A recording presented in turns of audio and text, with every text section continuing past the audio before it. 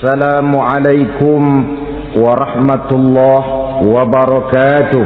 Waalaikumsalam warahmatullahi wabarakatuh. Alhamdulillah wassalatu wassalamu ala sayyidina Rasulillah sayyidina wa maulana Muhammad ibn Abdullah wa ala alihi wa sahbihi wa mawala. La haula wa la quwwata illa billah, amma ba'du. Bapak-bapak, ibu-ibu, saudara-saudara kaum muslimin rahimakumullah. Di dalam kehidupan kita sebagai seorang muslim, minimal 5 kali dalam sehari semalam kita mendengar seruan untuk mendirikan solat yang disebut azan. Ada kalimat menarik di dalam kalimat azan itu, yakni seruan hayya 'alal falah, marilah menuju kepada keberuntungan, marilah meraih kemenangan. Seruan ini adalah kecenderungan dari setiap manusia, apapun warna kulitnya. Artinya, setiap orang dalam hidup selalu ingin meraih dan mencari kemenangan. Kemenangan akan melahirkan kepuasan batin, dan kepuasan batin memberikan kebahagiaan. Sedangkan kekalahan melahirkan penderitaan batin, dan penderitaan batin menjerumuskan seseorang di dalam berbagai bentuk kerugian.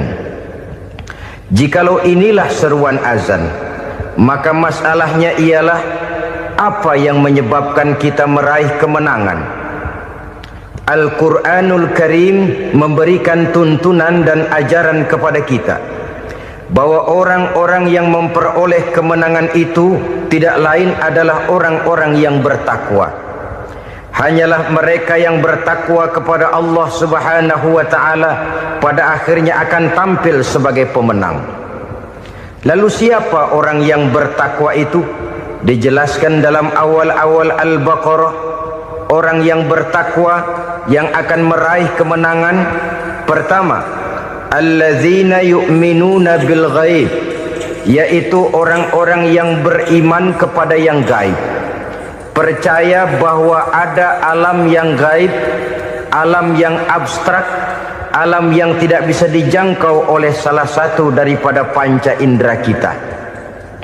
Mereka percaya dan beriman kepada adanya malaikat, beriman kepada adanya iblis dan jin, beriman kepada adanya alam kubur, beriman kepada adanya alam mahsyar, beriman kepada adanya alam akhirat, beriman kepada adanya surga dan neraka.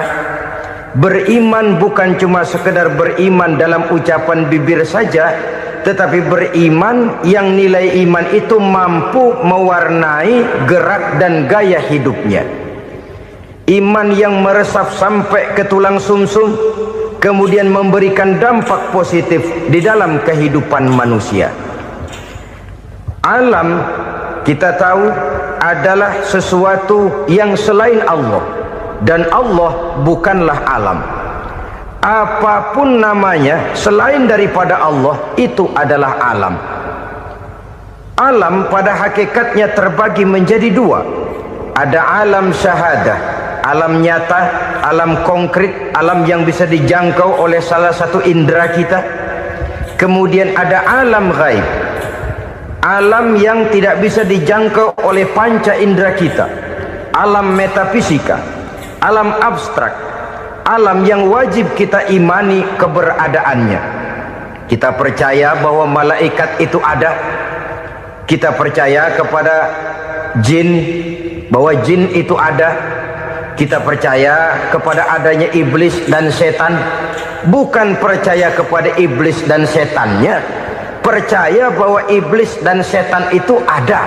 Itu termasuk salah satu daripada sifat orang yang bertakwa kepada Allah. Saudara-saudara kaum muslimin rahimakumullah, kecenderungan pembangunan yang lebih bersifat materialistis biasanya menggeser aspek kehidupan rohani. orang berpikir empiri, dan dalam pola pikir yang demikian, maka alam gaib tidak lagi mendapat perhatian. Aspek kehidupan yang bersifat rohaniah malah mulai ditinggalkan. Akibatnya terjadilah kepincangan di dalam kehidupan kita. Pernah ada satu pengalaman pribadi dalam perjalanan kembali ke tanah air. Dalam pesawat di sebelah kanan saya duduklah seorang Jerman namanya Heiner Simonsen. Iseng saya ajak kenalan, saya ajak ngobrol, saya tanya dia. Saya bilang, Mas Heiner ini, kalau pesawat yang kita tumpangi ini jatuh ke bawah, kira-kira apa yang bakal terjadi, Mas? Dia bilang, kita semua akan mati. Begitu? Iya. Oke. Apa itu mati? Tanya saya. Dia bilang, untuk tahu apa itu mati, kita harus tahu lebih dahulu apa itu hidup.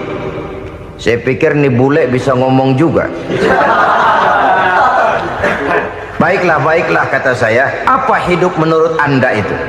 Oh, hidup itu dia bilang, kalau seluruh anggota badan kita bekerja secara normal, paru-paru memompa darah secara normal, jantung berdetak secara normal, sel-sel tubuh bekerja secara fit, dan organisme tubuh hanya mau bekerja secara normal, dia bilang, kalau kita memberi makan yang cukup, menu yang teratur, dan gizi yang lengkap. Saya bilang, kesimpulannya apa, Ner? Dia jawab, hidup adalah dari tangan ke mulut. Life is from the hand to the mouth, kata dia. Hidup adalah dari tangan ke mulut. Jadi masalah hidup tidak lebih daripada masalah isi perut. Orang pergi pagi, pulang sore, peras keringat, banting tulang, perut yang dibelain. Saya bilang, you are wrong. Sampean salah, Ner. Kamu orang Islam bukan? Bukan. Pantas. Kenapa saya salah? Dia bilang, ya jelas salah. Salahnya di mana? Kamu ini manusia. Kalau hidup cuma dari tangan ke mulut, saya bilang, kambing di kampung saya juga begitu pikirannya, Ner. Itu kambing di kampung saya, asal perutnya kenyang, sudah hidup dia. Perkara besok bagaimana, lusa prospeknya macam mana, bulan depan ada apa, kambing nggak pernah mikir. Di kampung saya kambing juga pikirannya begitu. Kamu Kristen ya? Tadinya. Loh kok tadinya, lalu apa sekarang kamu ini? Dia bilang, sekarang saya netral. Saya tidak beragama, tapi saya percaya kepada Tuhan sebagai pencipta alam. Saya ingat benar dia bilang, I haven't any religious, but I believe to God as the creator of the world. Kenapa bisa netral begitu, Ner? Habis saya bingung katanya. Islam bilang Islam baik, Kristen bilang Kristen baik, Hindu Buddha bilang Hindu Buddha baik, semua agama baik. Saya netral sekalian, nggak beragama. Yang penting saya percaya kepada Tuhan. Saya bilang, Ner, kamu ini kayak orang mau beli celana, lalu bingung. Yang satu bilang Levi's bagus, yang satu bilang Blue Jean hebat, yang satu bilang Wool England hebat. Celana ini hebat, celana itu bagus, celana ini hebat. Semua celana bagus, kamu bingung. Akhirnya netral, tidak pakai celana. Itu juga salah. Saya pikir-pikir, kemudian saya melihat bahwa dua pola berpikir Heiner ini nampaknya sudah mulai menggejala di lingkungan masyarakat bangsa kita. Disadari atau tidak, secara jujur kita harus berkata, dua pola pemikiran Heiner ini mulai berkembang di tengah masyarakat bangsa kita. Pertama, pola pikir materialisme. Hidup adalah dari tangan ke mulut. Masalah hidup tidak lebih masalah isi perut. Itu yang perlu dibela, dan disitulah arti kehidupan. Pergi pagi, pulang sore, peras keringat, banting tulang untuk mempertahankan perut. Kalau sudah kemari cara orang berpikir, maka buat apa percaya kepada yang gaib? Untuk apa sholat, untuk apa puasa, untuk apa zakat, untuk apa menghadiri majelis taklim? Tanpa kepercayaan kepada yang gaib, hidup berjalan menurut alur empiris dan materialis. Kalau sudah ke sana cara orang berpikir, biasanya orang lalu cenderung menghalalkan segala cara. Hanyalah orang yang percaya bahwa akhirat ada, hanyalah orang yang percaya bahwa alam kubur itu ada, hanyalah orang yang percaya bahwa malaikat itu ada, hidupnya akan lebih terarah dan terkendali. Karena kepercayaan kepada yang gaib, yang merupakan fase daripada kehidupan setelah hidup yang sekarang ini, mewarnai gerak pribadi seseorang di dalam dia melakukan kegiatan hidupnya. Pola berpikir materialisme, disadari atau tidak, mulai menggejala di lingkungan masyarakat bangsa kita. Hidup tidak lebih dari urusan tangan ke mulut, mulut ke tangan, tangan ke mulut. Asal perut sudah kenyang, hiduplah sudah. Perkara bagaimana prospek hari yang akan datang, bagaimana akhirat, tidak jadi persoalan. Ini yang oleh Nabi diperingatkan, ad-dunya sijnul mu'min wa jannatul kafir. Dunia adalah penjara bagi orang beriman dan surga bagi orang kafir. Dulu di zaman Belanda hadis ini pernah disalah tafsirkan, disalah artikan, digunakan sebagai senjata untuk mengkebiri dan membuat impoten umat Islam. Sudahlah umat Islam gak usah macam-macam, kata Belanda. Dunia ini kan penjara buat orang Islam, surga buat orang kafir. Di penjara jangan bertingkah.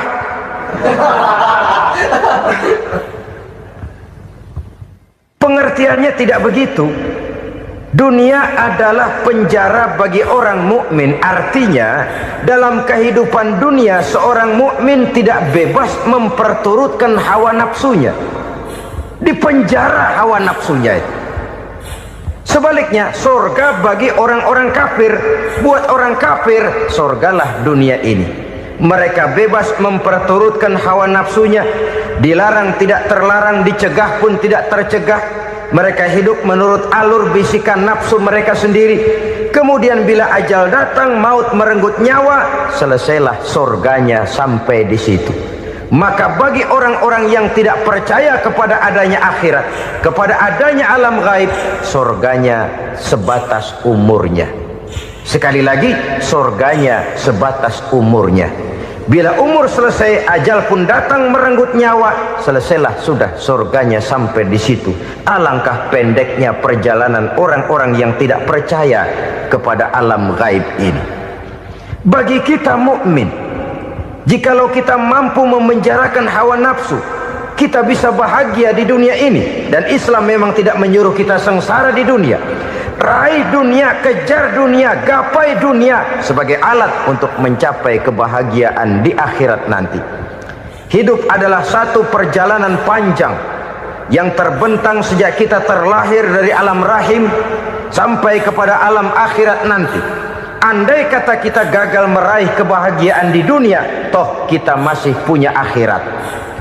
Tapi jangan jadi dalil yang melemahkan semangat. Biarin dah kita di dunia kebelangsak, yang penting akhirat. Akhirnya dunia benar-benar kebelangsak. Bagaimana dunia ini bisa kita raih, dan bagaimana meraih dunia untuk menunjang kepentingan akhirat nanti. Yang kedua, dari pikiran Heiner yang saya lihat menggejala di lingkungan masyarakat bangsa kita, timbulnya manusia-manusia netral. Seolah-olah Tuhan yes, agama no. Sama Tuhan percaya, agama ogah. Tuhan ngangguk, giliran agama godeng. Padahal hampir dalam setiap ayat dalam Quran, kata-kata amanu biasanya bergandeng dengan wa amilus sholihat. Iman dan amal soleh.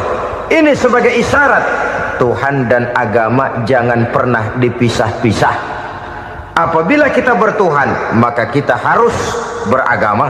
Apabila kita beragama, maka agama itu harus bersumberkan dari Tuhan yang kita imani itu. Tidak mungkin kita pisah, Tuhan yes, agama no. Sama Tuhan percaya tapi agama bikin sendiri. Sembayangnya cukup bengong 2 jam madep ngulon.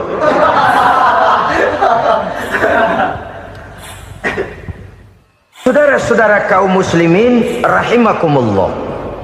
Jadi dengan demikian, agama yang kita akui merupakan unsur mutlak di dalam pembangunan sekarang ini, merupakan bagian dari kehidupan yang menuntun kita bahwa di balik alam nyata ini, di balik alam syahadah ini ada alam gaib. Dan mudabbir, murabbi, yang mengatur, yang menguasai, yang memelihara baik dia alam nyata, baik dia alam gaib, tidak lain adalah Allah Subhanahu wa ta'ala. Di sana ada satu super power, satu maha kekuatan yang kita perlu bersandar kepadanya. Sebagai makhluk nyata yang hidup di alam nyata, berbuatlah secara nyata sebagaimana harusnya kita berbuat. Karena Islam jelas bukan agamanya orang pemalas.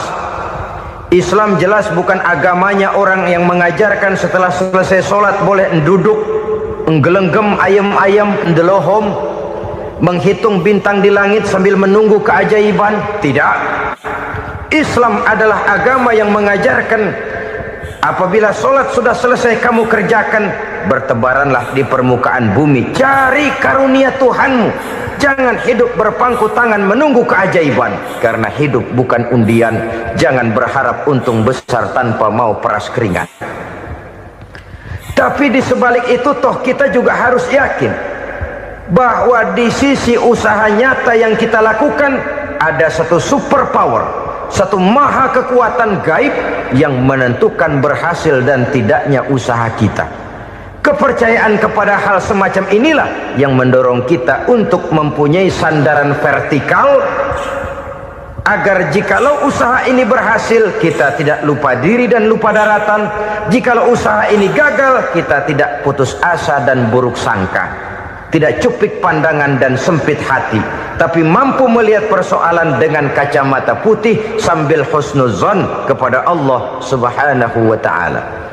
Kita percaya malaikat itu ada yang namanya raqib dan atid, mengawasi gerak hidup kita sampai kepada gerak hati kita. Ini memberikan sugesti agar kita berhati-hati, tidak sejengkal tanah pun kita bisa berlindung dari pengawasan raqib dan atid. Ada munkar nakir yang akan menyoal kita di alam kubur. Ada malaikat Malik, penjaga neraka. Ada malaikat Ridwan yang menjaga surga. Kita percaya kepada adanya jin, kita percaya kepada adanya setan, iblis. Percaya kepada adanya, bukan mempercayai si setan, si iblis lalu menjadikannya sebagai teman. Tidak.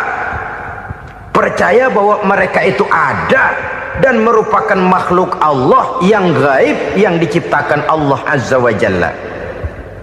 Kepercayaan kepada alam gaib memberikan motivasi terhadap gerak lahir manusia, sehingga dengan motivasi kepercayaan kepada yang gaib, gerak lahir jadi lebih terarah, jadi lebih terpelihara.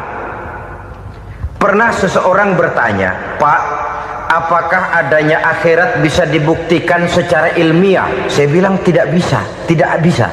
Kenapa? Karena yang berangkat nggak pernah pulang kemari lagi. Kalau dia pulang kemari bisa kita tanya bagaimana enak di sono. Cuma secara moral saya katakan, lebih beruntung orang yang percaya kepada akhirat daripada yang tidak. Sekarang saudara percaya akhirat ada, lalu saudara baik-baik di dunia, sholat, puasa, zakat, menolong orang lain, menebarkan kebajikan. Saudara mati, andai kata akhirat tidak ada, toh dalam hidup saudara sudah berbuat baik, paling tidak nama saudara akan dikenang sebagai orang baik. Sebaliknya, saudara percaya, kata saya, bahwa akhirat tidak ada, lalu hidup semau-maunya, tenggelam dalam maksiat dan munkarat, menentang Allah, tidak mau ruku dan sujud, lalu saudara mati, kemudian akhirat ada, ayo mau apa? Bekal tidak punya.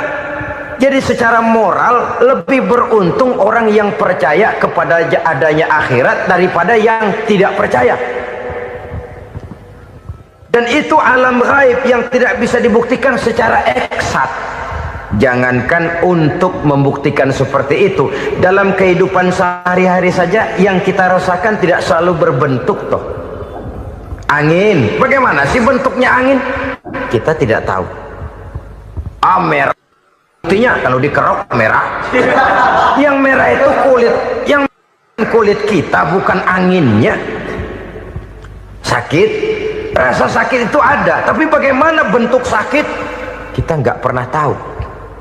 Kalau kita makan cabai pedas, bagaimana bentuk pedas itu tidak ada, tapi rasa ada. Bentuk pedas hijau, cabainya bukan pedasnya. Tidak semua yang kita rasakan bisa kita gambarkan dalam bentuk yang konkret.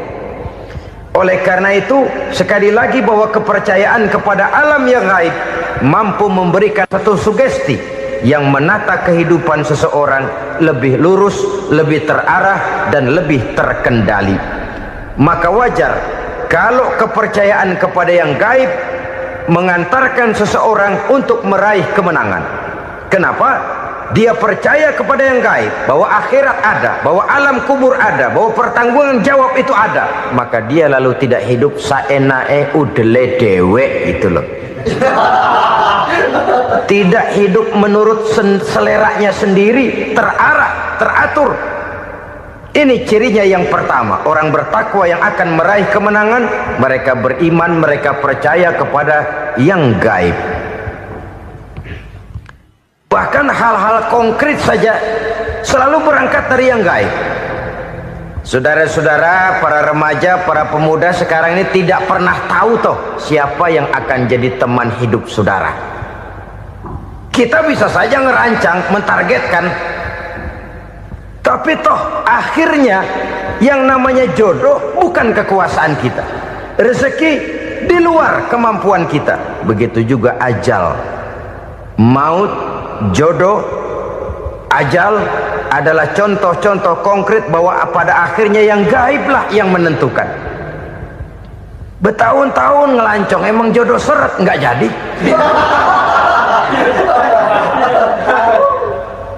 Begitu kenal baru setengah malam nginep ditangkap hansip kan.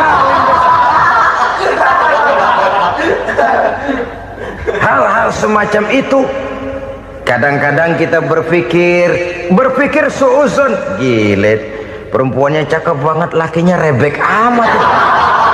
Memang begitulah jodohnya. Memang begitulah jodohnya. Saudara hadirin ma'asyiral muslimin yang saya hormati, jadi hal-hal yang konkret saja kita yakini sepenuhnya ditentukan oleh satu superpower yang gaib itu tadi. Dari sanalah segala ketentuan itu berangkat dan kesanalah segalanya akan kembali. Maka kepercayaan kepada yang gaib meluruskan gerak hidup seseorang dan itu akan mengantarkan dia kepada meraih kemenangan. Satu. Yang kedua, wa yuqimuna shalah. Orang bertakwa yang akan meraih kemenangan itu adalah orang-orang yang mendirikan sholat. Kenapa sholat mengantarkan orang untuk meraih kemenangan? Yang jelas, inna sholata tanha anil fahsya'i wal munkar. Sholat mampu mencegah manusia dari perbuatan keji dan munkar. Banyak filsafat hidup yang terkandung di dalam sholat ini. Sejak kita wudhu sampai kita menghadap ke arah kiblat, sampai kita melakukan gerak-gerak sholat, bacaan-bacaan yang ada di dalam sholat, lalu sampai kepada mengucapkan salam. Banyak filsafat hidup yang terkandung di dalam sholat. Umpamanya saja, setelah takbiratul ihram mulai kita dengan sholat dalam posisi berdiri, diajarkan dalam kitab-kitab fikih agar kita melihat ke arah tempat sujud. Ini kan filsafat kehidupan. Kalau kamu sholat dalam posisi berdiri, lihat tempat sujud. Jangan sholat mata jelalatan, sebab nanti bisa mengurangi kekhusyuan. Jadi wajar kalau yang dikatakan bahwa yang paling afdol adalah shaf yang di depan. Kenapa? Secara harfiah pengertiannya akan lebih mengundang kekhusyuan. Kenapa? Kalau kita di shaf paling depan di masjid umpamanya paling banter kita lihat tembok. Tapi kalau kita soft di tengah atau di belakang, orang-orang di depan kita pun akan kelihatan. Yang bajunya loreng, yang bajunya genggang, yang bajunya macam-macam. Kita lihat, kadang-kadang kita pikirin, ada yang bajunya bolong. Kita sholat tapi dalam hati, nih orang bajunya robek yang nggak tahu apa. Ada saja hal-hal yang mengusik kekhusyuan kita. Oleh sebab itu diajarkan dalam posisi berdiri, lihat, arahkan pandangan matamu kepada tempat sujud. Ini kan filsafat kehidupan. Maksudnya apa? Kalau lagi diri, lihat dong tempat sujud. Kalau udah di atas, ingat dong sama yang bawah. Kalau sudah tinggi, ingat dong dari mana kamu berangkat. Kalau sudah berkuasa, bantu dong yang lemah. Kalau sudah kaya, santuni dong yang miskin. Kalau sudah alim, bimbing dong yang awam. Ini filsafat kehidupan. Dalam posisi berdiri, kau lihat tempat sujud. Ini akan melahirkan kepekaan sosial, di mana seseorang mau tahu kepada orang lainnya. Bagaimanapun kaya kita, tinggi pangkat dan jabatan kita, jikalau hidup hanya untuk kepentingan perut sendiri saja, rasanya belum membawa manfaat di dalam kehidupan kita. Tapi efek yang tertinggi sesungguhnya, solat mencegah manusia dari perbuatan keji dan munkar. Perbuatan keji dan munkar, walaupun kelihatannya mendatangkan uang, membawa keuntungan, tapi itu keuntungan semu, keuntungan sementara. Dengan menipu orang lain kita bisa dapat untung, tapi tidak membawa berkah. Dan itu adalah kerugian besar dalam kehidupan kita. Maka untuk meraih kemenangan, harus dimulai dengan membentuk kepribadian yang tegar, memiliki sandaran vertikal yang langsung kepada Allah Subhanahu wa ta'ala. Dan itu hanya bisa kita tempuh melalui jalur ibadah formal yang sudah ditentukan Allah, yakni solat yang 5 waktu. Untuk memperkuat itu, ada solat-solat sunnah, rawatib, nawafil, sebagai terminal-terminal kontrol cadangan untuk memelihara stabilitas temperatur batin di dalam kita berhubungan dengan zat yang maha gaib, yaitu Allah Subhanahu wa ta'ala. Orang sering bertanya, Pak, itu tetangga saya nggak sholat, duitnya nggak habis-habis, Pak. Nggak sholat tapi mobilnya tambah terus. Nggak sholat tapi usahanya makin maju. Tapi di sisi lain ada orang yang rajin sholat, rezekinya butak bener. Anaknya mana kurus, mana korengan. Saudara hadirin ma'asyiral muslimin rahimakumullah, harus saya katakan bahwa solat memang bukan untuk cari duit. Solat adalah sandaran vertikal kita kepada Allah. Sedangkan soal rezeki itu berkaitan dengan sifat Allah maha pengasih dan maha penyayang. Allah maha pengasih, siapapun dikasih kalau mau usaha. Allah maha penyayang, tidak semua orang disayang oleh Allah Azza wa Jalla. Dan belum tentu banyak harta itu merupakan nikmat. Mungkin juga istidraj. Artinya istidraj itu dikasih tapi diambulin, kalau bahasa Betawinya itu.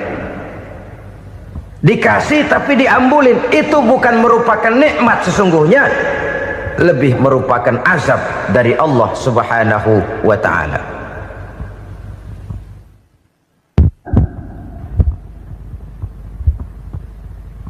Agama mempunyai sistem solat, dan kita umat Islam telah dituntun oleh Allah Subhanahu wa ta'ala yang wajibnya 5 kali dalam sehari semalam mendirikan solat. Dan itu tentu berada dalam jangkauan kemampuan manusia.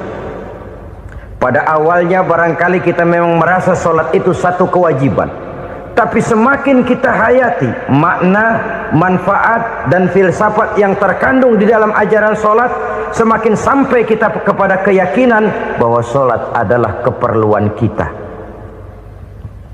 Sehingga pada waktu tertentu dinilai puncaknya, kita tidak lagi akan berkata saya wajib sholat, tapi kita akan berkata saya perlu sholat.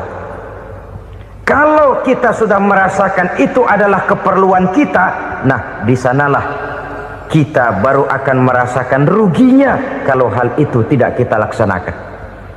Sepanjang kita masih berkata saya wajib sholat, kita akan lebih merasakan dia sebagai beban ketimbang sebagai keperluan. Yang jelas Allah tidak memerlukan ibadah yang kita laksanakan ini. Dengan kata lain, andai kata satu dunia penuh ini orang tidak ada yang sholat satu pun, Allah tidak akan turun dari jabatan Tuhan.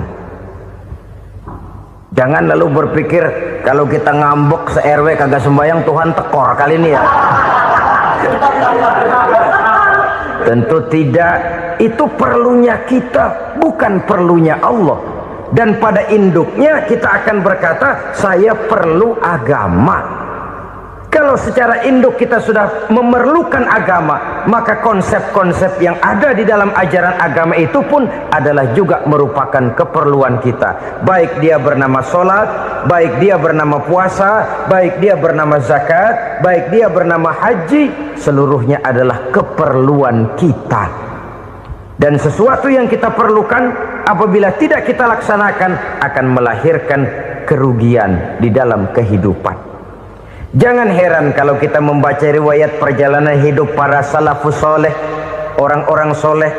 Ada yang tahajud sampai 100 rakaat, ada yang sholat malam kakinya sampai bengkak. Kita sekalinya bengkak biri-biri. Ada yang sholat membaca surah dalam Al-Quran sampai khotam Quran. Kok mau?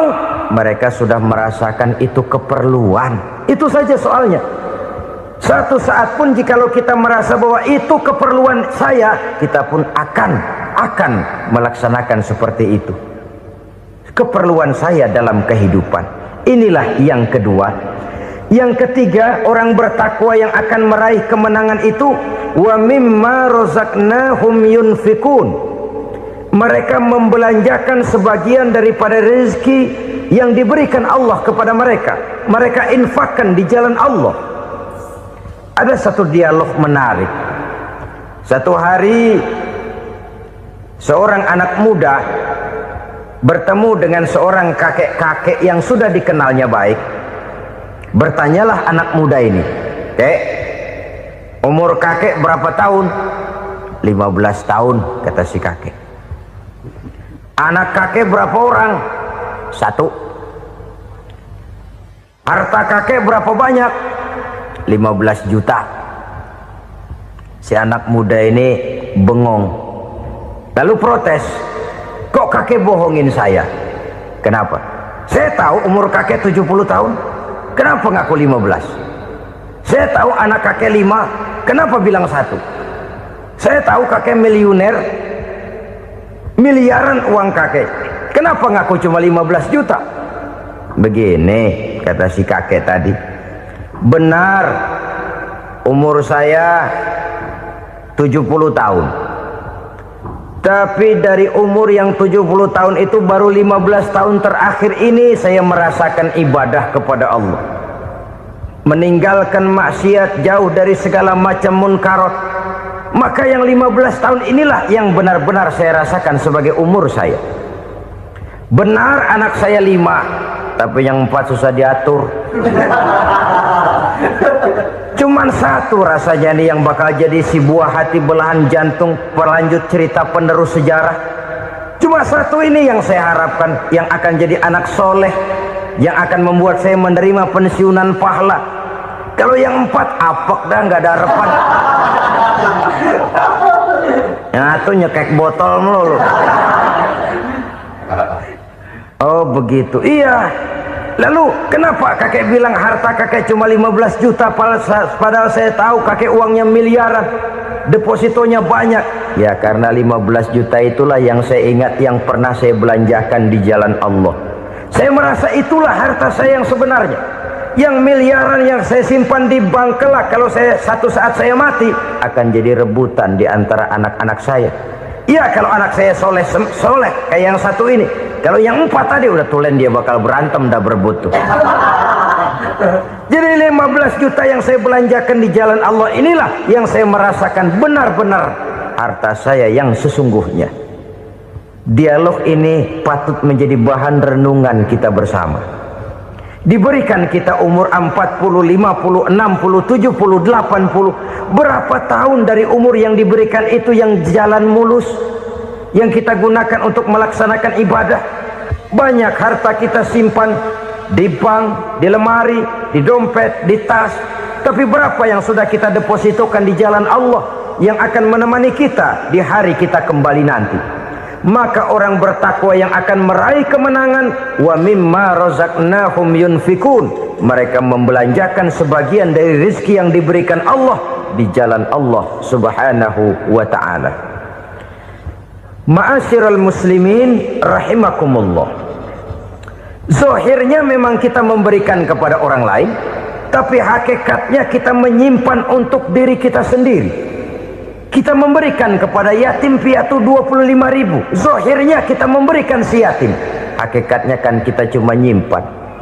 Saya berikan, titip kepadamu, ini untuk saya di akhirat. Kau boleh belikan baju, kau boleh belikan untukmu makan, kau boleh bayarkan sekolahmu.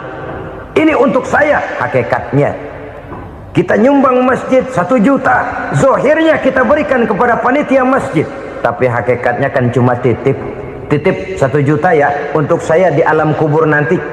Silakan kau boleh belikan semen, ini uang, belikan besi, belikan pasir. Saya cuma sekedar titip untuk kepentingan saya. Hakikatnya kita cuma sekedar menitip. Sebagaimanapun pada hakikatnya, apapun yang kita miliki dalam kehidupan kan cuma sekedar hak guna pakai, bukan hak milik mutlak. Harta kita, rumah kita, kendaraan kita, kebun kita, pabrik kita, hak guna pakai saja.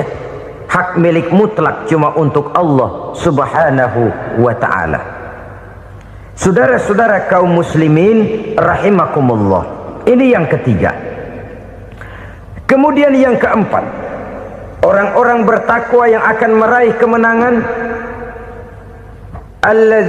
allazina yu'minuna bima unzila ilaika, mereka yang beriman, mereka yang percaya kepada apa yang telah diturunkan kepadamu Muhammad, ay Al-Quran, yakni Al-Quranul Karim.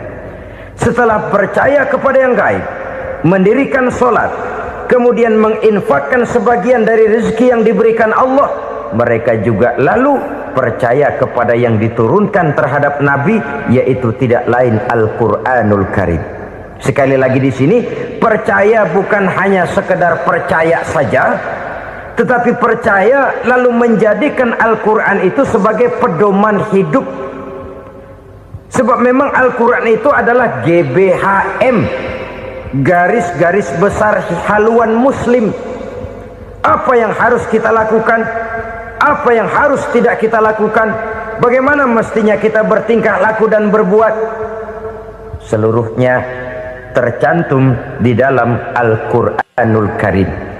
Itu sebabnya ketika satu hari Aisyah ditanya bagaimana akhlak Rasul, beliau menjawab, kana Rasulullah sallallahu alaihi wasallam khuluquhul Quran.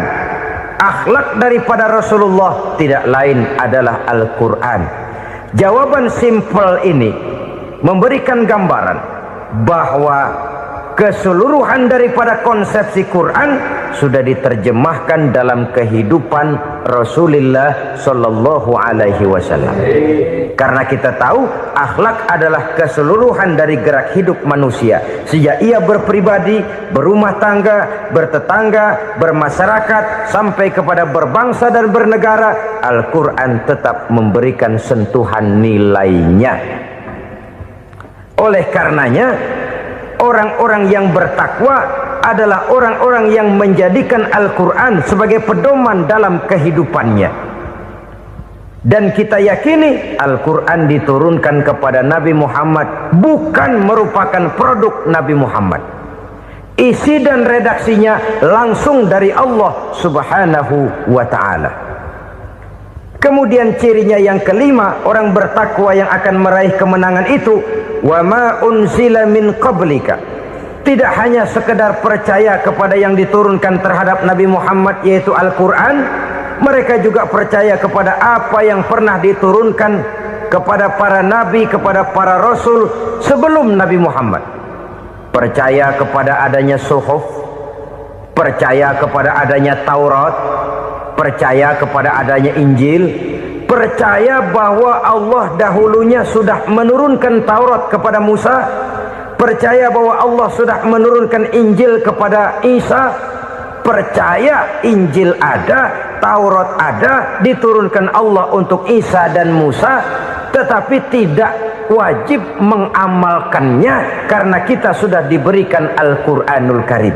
Ini yang perlu saya garis bawahi. Kita percaya Allah telah menurunkan Injil dahulu kepada Isa. Kita percaya bahwa Allah telah menurunkan Taurat dahulunya kepada Nabi Musa. Kadang-kadang ini dijadikan dalih, dikacaukan pengertiannya. Quran saja mengajarkan bahwa orang yang bertakwa harus percaya kepada Injil, maka pakailah Injil. Apalagi kalau ayat sebelumnya ditilap, dihapus, dihilangkan, Injilnya yang ditekankan, maka akan terjadilah penekanan yang salah arah. Karena salah arah akhirnya bisa merusak dan menghancurkan akidah. Ketika Rasul suatu saat pernah ditanya orang, "Ya Rasul, bagaimana sikap kita sebagai muslim terhadap Injil yang ada sekarang?" Beliau menjawab, "La tukadzibuhu jami'an wa la tusaddiquhu jami'an." Jangan didustakan seluruhnya, jangan juga dibenarkan semuanya. Artinya, ini sudah merupakan gambaran dari Rasul bahwa dalam Injil yang ada sekarang masih ada ajaran-ajaran tauhid yang dibawa oleh Nabi Isa dan diajarkan kepada umatnya.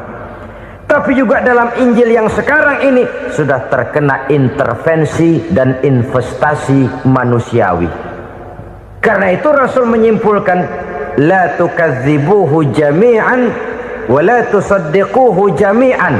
Jangan didustakan semua, jangan dibenarkan seluruhnya.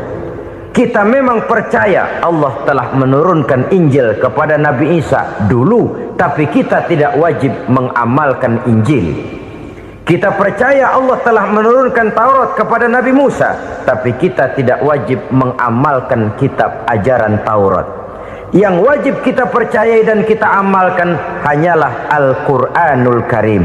Kenapa? Oleh karena baik yang ada di dalam Taurat, baik yang ada di dalam Injil, tentu tercakup di dalam Al-Quran sebagai kitab terakhir yang diturunkan oleh Allah Subhanahu wa Ta'ala.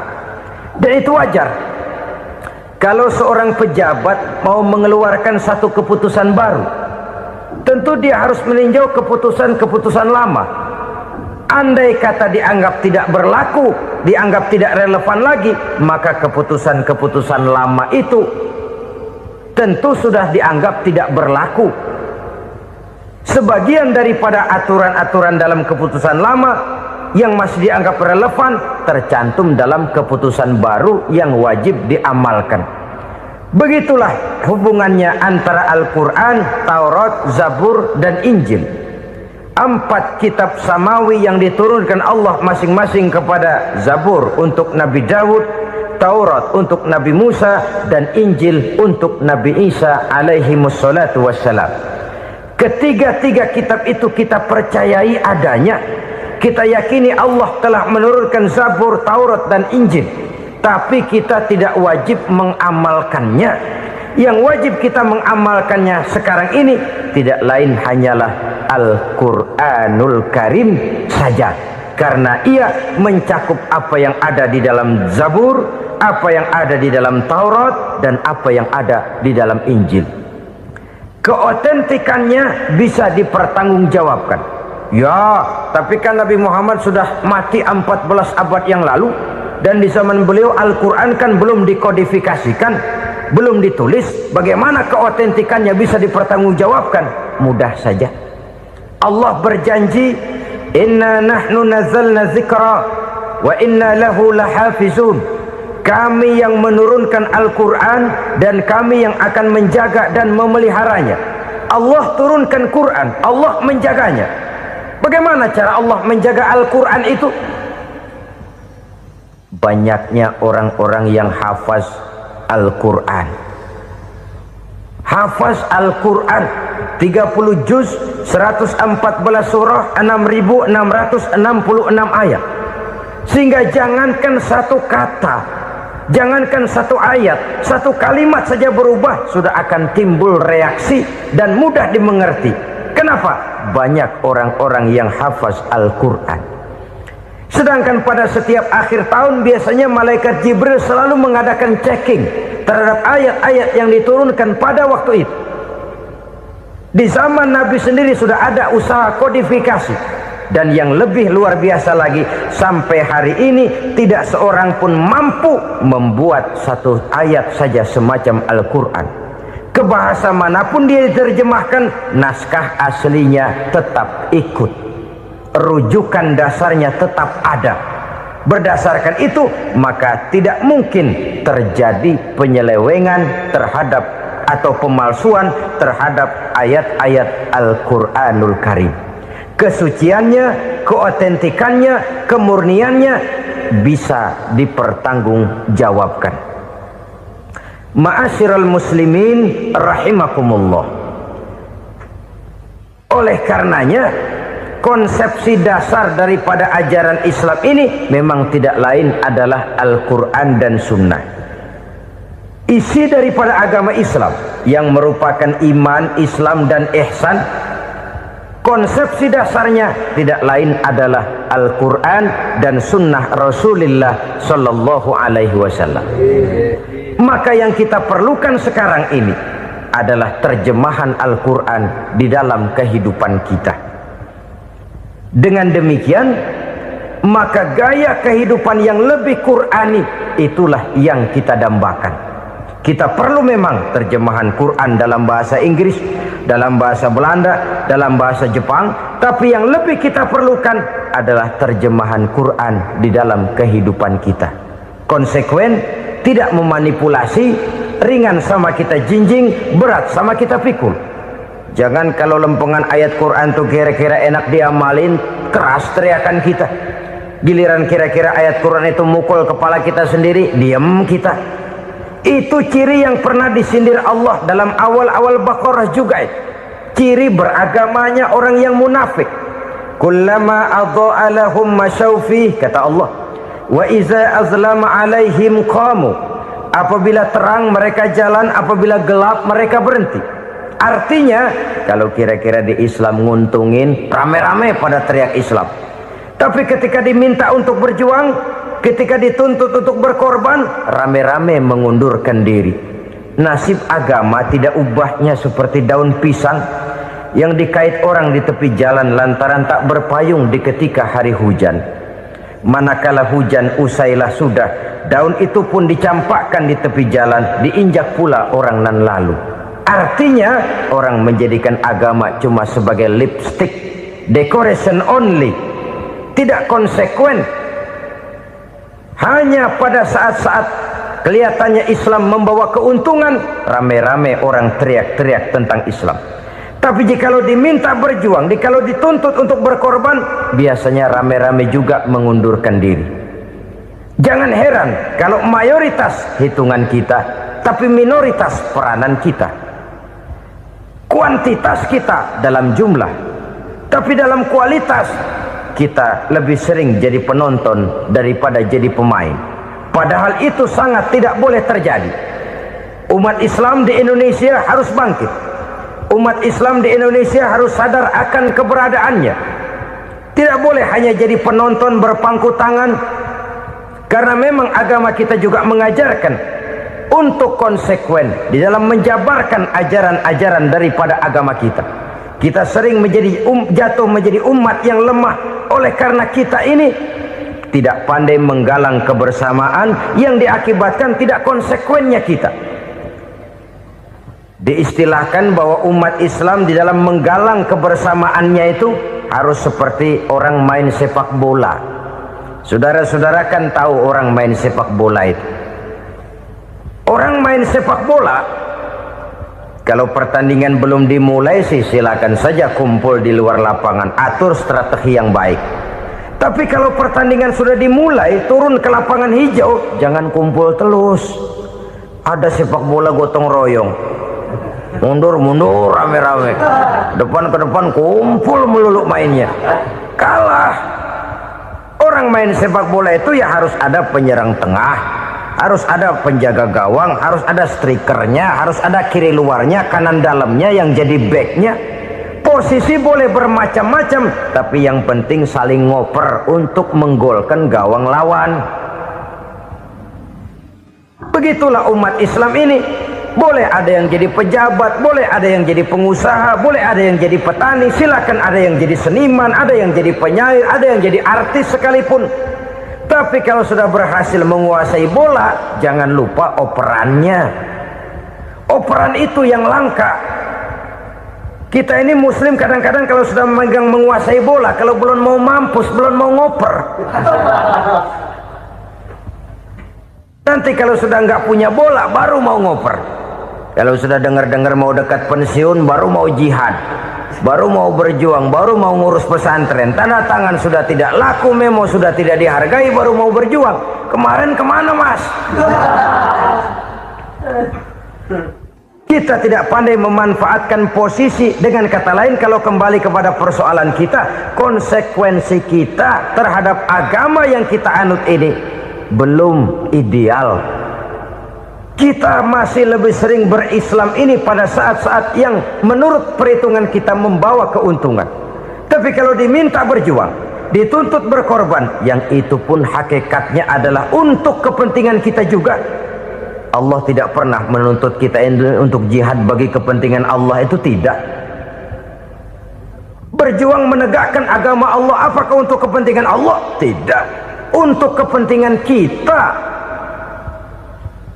Sebab nilai-nilai jihad itu pada akhirnya akan membawa kita kepada satu kebahagiaan. Setidaknya kalau tidak di dunia, tentu di akhirat sebagai syahid.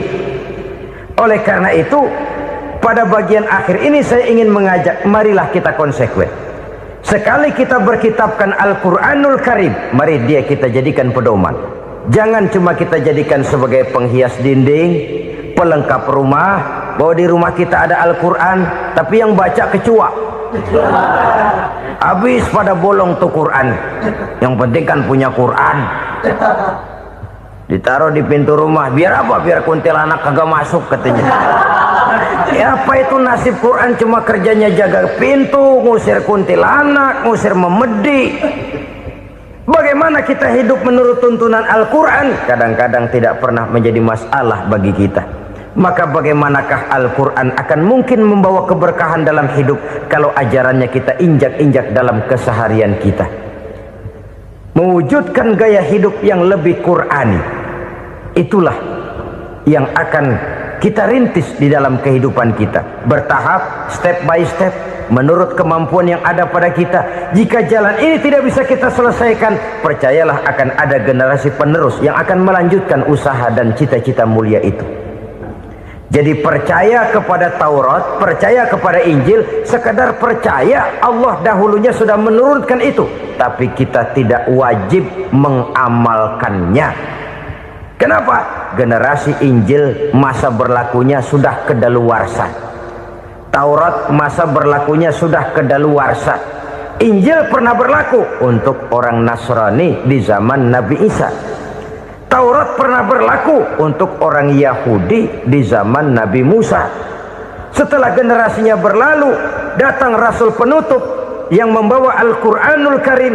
Maka Al-Quran itulah yang berlaku menjadi pedoman sampai hari akhir nanti. Jangan jauh dari Al-Quran, karena apabila ini kita lakukan, maka kita akan kembali kepada satu gaya hidup yang jauh dari tuntunan agama, dan itu artinya kita akan semakin jauh untuk meraih kemenangan. Saudara-saudara kaum muslimin rahimakumullah. Yang keenam, yang terakhir, orang-orang bertakwa yang akan meraih kemenangan itu wabil akhirati hum yuqinun. Mereka percaya, mereka yakin seyakin-yakinnya akan adanya hari akhir, di mana seseorang akan mempertanggungjawabkan seluruh perbuatannya di dalam hidup ini. Dan tidak ada satu perbuatan yang bagaimana kecilnya sekalipun yang tersembunyi dalam pandangan manusia yang tidak akan dibukakan persoalannya di mahkamah Qadi Rabbul Jalil di akhirat nanti. Itulah sebabnya maka percaya kepada akhirat disebut secara khusus. Padahal di awal tadi sudah dijelaskan yu'minuna bil ghaib, percaya kepada alam gaib, dan alam gaib ini termasuk akhirat. Kenapa pada bagian akhir disebut lagi akhirat? Karena ternyata bahwa kepercayaan kepada adanya akhirat merupakan induk dari kepercayaan terhadap adanya malaikat, setan, jin dan lain sebagainya, dan akan lebih memberikan sugesti dalam kehidupan manusia untuk meluruskan gerak hidupnya. Jikalau satu saat tergerak hati akan berbuat kejahatan, ingin mencuri, sadarlah, awas ada akhirat. Sebab kalau kita cuma teriak awas ada polisi, itu cuma tertunda sementara, begitu polisi meleng embat. Kalau kita ingin berbuat jahat cuma berteriak awas ada hansip, cuma sementara ketika hansip itu ada. Tapi kalau ceritanya awas ada akhirat, mau menyeleweng awas ada akhirat, mau berjudi awas ada akhirat, mau mencuri awas ada akhirat. Keyakinan yang akan meluruskan gerak hidup manusia sehingga gerak itu jadi lebih terarah dan terkontrol, tidak merugikan baik diri sendiri, lebih-lebih orang lain. Ternyata bahwa kepercayaan kepadanya adanya hari akhirat sanggup menjadi sumber daya kontrol dari kehidupan manusia sehingga ia tidak terjebak dalam perbuatan maksiat dan munkarat. Saudara-saudara kaum muslimin, inilah saja yang kita bicarakan pada pertemuan kali ini. Semoga Allah subhanahu wa ta'ala memberikan kekuatan zahir dan batin kepada kita untuk dapat meraih kemenangan dengan beriman kepada yang gaib, mendirikan solat, membelanjakan sebagian dari rezeki yang diberikan Allah, percaya kepada Al-Quran, beriman kepada kitab-kitab yang diturunkan sebelum Al-Quran, lalu meyakini adanya hari akhirat. Terima kasih.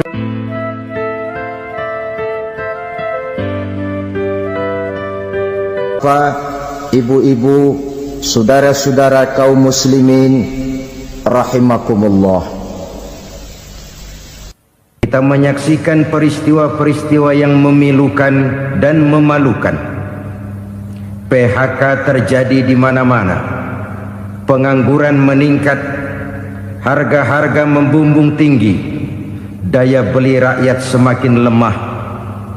Sementara di bidang politik, kejadian-kejadian memberikan indikasi bahwa persatuan dan kesatuan kita sebagai bangsa dewasa ini tengah berada dalam ujian yang berat. Pada jumpa kita kali ini, tanpa bermaksud untuk mencari kambing hitam dari bencana yang kita hadapi, saya ingin menyampaikan sebuah hadis yang diriwayatkan oleh Imam At-Tabarani dari Ibnu Abbas bahwa Rasulullah sallallahu alaihi wasallam bersabda, khamsun bi khamsin, ada 5 perkara yang dapat menimbulkan 5 macam bencana. Mari kita renungi hadis ini satu demi satu sebagai bahan introspeksi buat kita semua dalam menghadapi bencana yang tengah berlaku sekarang ini. Yang pertama, ma naqasa qaumul ahda illa sullita alaihim aduwwuhum. Apabila suatu kaum sudah mengingkari janjinya, maka mereka pun akan dikuasai oleh musuh-musuh mereka.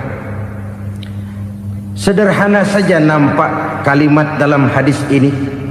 Apabila orang sudah mengingkari janji, mereka akan dikuasai oleh musuh-musuh mereka sendiri. Dan musuh kita yang paling utama saat ini adalah kemiskinan dan kebodohan. Kenapa itu terjadi? Karena kita mengingkari janji kita sendiri. Di saat awal-awal berdirinya Orde Baru, kita pernah berjanji untuk melaksanakan Pancasila dan Undang-Undang Dasar 45 secara murni dan konsekuen. Kita berjanji bahwa kita akan menegakkan pemerintah yang bersih dan berwibawa. Itu semua pada permulaannya. Waktu demi waktu berjalan, kita lupa dengan janji yang kita ucapkan itu. Ketuhanan yang Maha Esa kita ucapkan, tapi kesetanan yang luar biasa yang kita lakukan. Kemanusiaan yang adil dan beradab yang kita dengungkan, tetapi kemanusiaan zalim dan biadab yang kita praktekkan. Sederhana saja saudara, hampir setiap pejabat pada posisi-posisi kunci, di awal-awal ia memangku jabatan itu, biasanya ia mengucapkan sumpah dengan lafaz demi Allah, bahwa dalam melaksanakan jabatan ini saya tidak akan menerima hadiah atau pemberian dalam bentuk apapun. Itu pada permulaannya. Lama-lama rupanya hadiah itu asik juga, mulai diterima. Lama-lama dirasa kurang, mulai menagih, dan akhirnya terjadilah praktek yang disebut suap menyuap, semir menyemir, dan lain sebagainya. Kalau ini sudah menjadi kenyataan, bagaimana kita mau menegakkan pemerintah yang bersih dan berwibawa?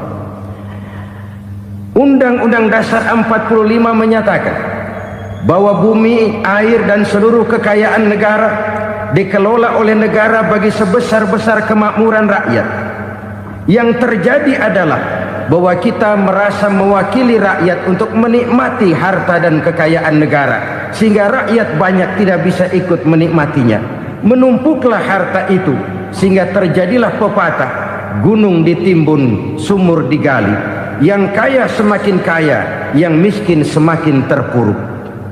Kita ingkar dengan janji yang kita ucapkan di awal-awal kita bergerak. Kita ingkar dengan janji pada saat kita mengatakannya dengan menyebut nama Allah, dengan mempertaruhkan nama Tuhan, sehingga pada akhirnya jabatan pun mengalami tender.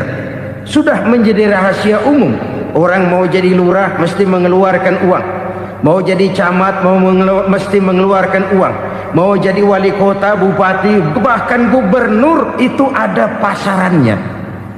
Secara logika, kalau orang memperoleh satu jabatan karena banyak mengeluarkan uang, tentu pada saat ia mengeluarkan uang, ia sudah punya pemikiran, modal pasti pulang, modal pasti kembali. Kalau orang memperoleh suatu jabatan karena banyak mengeluarkan uang, maka langkah pertama yang dia lakukan setelah memangku jabatan itu ialah bagaimana uang bisa kembali, bagaimana modal bisa pulang. Kalau modal sudah pulang, pikiran berikutnya bagaimana supaya dapat untung. Lalu kapan mau bekerja untuk kepentingan rakyat? Itu nomor 18. Kemudian kalau ada proyek-proyek besar, pertanyaannya ialah bukan apakah proyek ini bermanfaat bagi rakyat, apakah proyek ini layak untuk diteruskan, tetapi yang jadi pertanyaan paling utama ialah bagian saya berapa duit dari proyek ini. Kita bisa lihat proyek, mega proyek lahan 1 juta hektar di Kalimantan Tengah, triliunan rupiah, dan proyek itu gagal. SD Impres bulan ini diresmikan, bulan depan retak. Jembatan-jembatan bulan ini gunting pita, bulan depan runtuh. Kita ingkar dengan janji. Kita berkata kita bekerja untuk kepentingan rakyat, tapi kita tidak pernah mengenal rakyat itu. Apabila suatu kaum sudah mulai mengingkari janji, maka mereka akan dikuasai oleh musuh-musuh mereka. Akibatnya tersusunlah barisan-barisan sakit hati yang makin lama makin menjadi bola salju, menggelinding membesar, dan kemudian terjadilah hal-hal yang tidak kita inginkan lagi. Apabila suatu kaum sudah mengingkari janji, maka mereka akan dikuasai oleh musuh-musuh mereka. Ini penyebab bencana yang pertama. Kita tidak konsekuen. Tadinya kita dengan lantang teriak-teriak berantas korupsi, ganyang korupsi. Pada waktu kita belum mendapat kesempatan. Setelah kita naik punya kesempatan, rupanya korupsi enak juga dirasa. Terjadi pergeseran nilai, orang luntur, kehilangan idealisme awal. Lalu untuk menghibur diri, menutup kesalahan, kita gunakanlah pepatah bahwa tidak ada gading yang tak retak, bahwa kita harus mikul dhuwur mendem jero. Itu semua cuma sebagai dalih agar kesalahan kita tidak dibicarakan orang lain. Padahal kita sendiri yang mengingkari janji. Kita yang keluar dari komitmen awal kita. Kita berjanji melaksanakan Pancasila dan Undang-Undang Dasar 45 dengan murni dan konsekuen. Kita berjanji untuk menegakkan pemerintah yang bersih dan berwibawa. Namun dalam kenyataannya itu tidak kita laksanakan dengan sebagaimana mestinya. Kita bergeser, kita mengalami proses degradasi, peluncuran nilai, dan akhirnya terbentuklah barisan-barisan sakit hati yang semakin lama semakin membesar itu. Kita harus introspeksi. Memang kalau zaman sedang susah, biasanya kambing hitam laris, tukang kompor gentayangan. Itu dari dulu selalu mencari kambing hitam. Karena itu kita tidak bicara orang, kita tidak bicara siapa yang salah, kita bicara sistem, dan sistem itu bisa mengena siapa saja. Kalau orang sudah mulai mengingkari janji, bergeser dari komitmen awal, itu sudah mulai ia mengalami proses peluncuran, proses degradasi. Ini penyebab yang pertama. Kita tidak lagi konsekuen bahwa bumi, air, sumber daya alam adalah milik negara, dikuasai oleh negara, digunakan bagi sebesar-besar kemakmuran rakyat. Ternyata rakyat yang makmur itu tidak merupakan gambaran yang menyeluruh dari rakyat kita. Undang-undang dasar kita menganut ekonomi kekeluargaan, tapi yang kita praktekkan adalah ekonomi keluarga. Kalau bukan keluarga nggak dapat proyek. Kalau bukan keluarga nggak dapat macam-macam. Kekeluargaan kita rubah menjadi keluarga, timbullah penyakit nepotisme. Kita bergeser, kita ingkari janji, dan kita anggap kita atasnamakan rakyat. Rakyat cuma sekedar jadi address, rakyat cuma sekedar jadi alamat, tetapi kehidupan mereka tidak banyak berubah dan tidak banyak terangkat.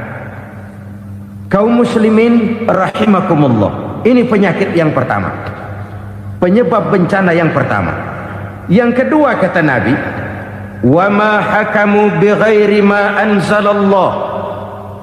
Apabila hukum yang diterapkan sudah tidak lagi bersumber dari hukum Allah, illa fasha fihimul faqru, maka akan bertebaranlah kemiskinan di mana-mana. Ini artinya apa?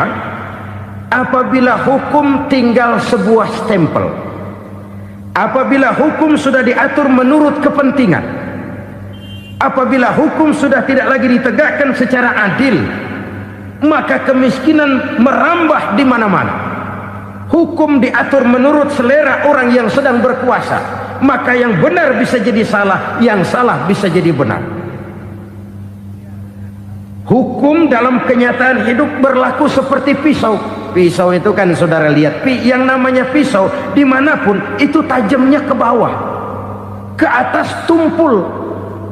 Kalau hukum itu, kalau untuk rakyat, hukum itu tajam bukan main, cepat sekali dilaksanakan. Tapi giliran menengah ke atas, yang gedean dikit berbuat salah, hukum tompul. Hukum pura-pura tidak dengar. Akibatnya terluka rasa keadilan rakyat. Satu kasus rakyat diam, dua kasus rakyat diam, tiga kasus rakyat diam, kasus terakumulasi di hati rakyat. Luka rasa keadilan, dan itu menjadi sumber bencana. Penjarahan, kita tidak setuju itu, tapi kita harus melihat kausalnya. Itu kan tidak berdiri sendiri. Itu kan karena terlukanya rasa keadilan rakyat, melihat kesempatan ini tidak merata. Kalau rakyat ini yang ngajukan kredit ke bank, Walaupun jumlahnya cuma jutaan, ratusan ribu, susahnya 17 setan. Tapi ada orang-orang tertentu yang agunannya palsu, jaminannya palsu, bawa kata belece, bukan cuma miliaran, triliunan kredit bisa keluar. Terluka rasa keadilan, hilangnya kesempatan. Rakyat cuma dapat kesempitan, jarang dapat kesempatan. Dari lukanya rasa keadilan ini, memang ya entah lipstik, entah basa-basi, dibentuklah tim ini, dibentuklah badan pengawas ini, dibentuklah tim ini. Kalau membentur tahu, hancur tahu. Tapi kalau tim yang dibentuk membentur karang, bukan karangnya yang hancur biasanya, timnya yang bubar. Kenapa? Yang dibentur batu karang yang sangat keras. Kita main-main dengan hukum, kita tidak konsekuen dengan hukum, luka rasa keadilan, dan itu terakumulasi. Edi Tamsil, rakyat tahu, terakumulasi, menguap begitu saja. Kasus-kasus lain rakyat tahu, menguap begitu saja. Ketidakadilan, ketidakadilan, ketidakadilan terakumulasi, mengendap di hati rakyat, menunggu ledakan. Pada saat sumbu meledak, rakyat tidak bisa dibendung lagi. Oke, kita tidak setuju dengan penjarahan, tapi jangan melihat itu sebagai peristiwa yang berdiri sendiri. Kenapa itu terjadi? Kausalnya kenapa? Oke, kita tidak setuju memang, tapi yang dijarah oleh rakyat kan memang cuma untuk perut. Yang dijarahkan beras, yang dijarahkan televisi, yang dijarahkan kulkas yang masih bisa dihitung, yang memang real untuk kebutuhan rakyat. Penjara-penjara berdasi kepala botak yang menguras uang rakyat habis-habisan, enak saja melenggang dalam kehidupan ini. Makin terluka rasa keadilan rakyat. Apabila hukum yang diterapkan sudah menyimpang dari keadilan yang diajarkan Allah, fasyafihimul fakru, bertebaranlah kemiskinan. Aneh, memalukan, memilukan. Sebuah negara agraris yang katanya pulaunya hijau royo-royo, Gemari Palau Jenawi Toto Tentrem Kertora Harjo, yang tahun 93 pernah mendapat penghargaan dari FAO, Badan Pangan Sedunia, sebagai negara yang berhasil dalam swasembada pangan. Sekarang ini kita terpaksa betul beli beras dari Vietnam, beli beras ke Kamboja, beli kedelai dari Kamboja. Kenapa? Lahan sawah kita habis ditanami pabrik. Teknologi kita, teknologi loncatan yang non-applied, tidak terpakai oleh kita. Lantas lahan yang tidak bisa kita tanami, kita paksakan lahan-lahan gambut menjadi tanah pertanian yang subur dengan biaya triliunan, dan kita gagal. Kita cari jarum dan kapak hilang. Kita mau jadi negara industri dengan loncatan teknologi yang maju, kita lupakan pola pijak kita sebagai negara agraris, dan akhirnya kita kecolongan. Lihatlah dewasa ini, rakyat kita antri sembako di mana-mana. Di sebuah negara agraris, ketidakadilan melahirkan kemiskinan. Kemiskinan moral dan kemiskinan material. Kemiskinan moral, rakyat nggak percaya lagi sama pejabat. Rakyat mengalami krisis figur. Orang, alah lu ngomong dah sama ember.